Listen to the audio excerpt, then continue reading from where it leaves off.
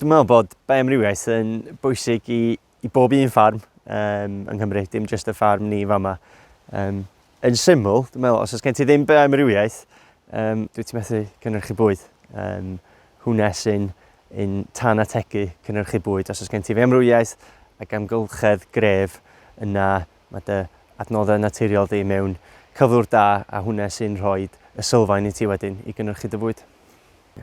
Wel, da ni'n trio ffarmio un lle fel petai, defnyddio stoc cynhenid, dim gor-stocio, a dim gwthio gormod ar y ffarm chwaith, oherwydd da ni'n bwysig, dwi'n meddwl, ffarmio o fewn gallu cynhyrchiant naturiol y ffarm heb fynd i compensatio'n fywyd gwyllt os lici di drwy brynu lot o ddwysfwyd a lot o wrtaith ag ati fel yna.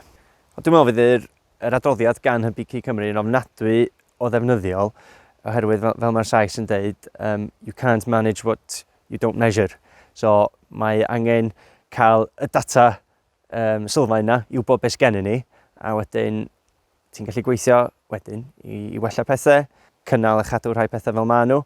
Wel, os da ni fel ffermwyr yn gallu dangos bod ni'n gwneud y pethau gwych yma ar gyfer yr hinsawdd a bioamrywiaeth, wel, mae hynny'n gret. A dylen ni fod yn brawd iawn o beth da ni'n wneud, a dylen ni fod yn gweiddi na'r ddesgyr neu'n penna rili i reoli dros hyn.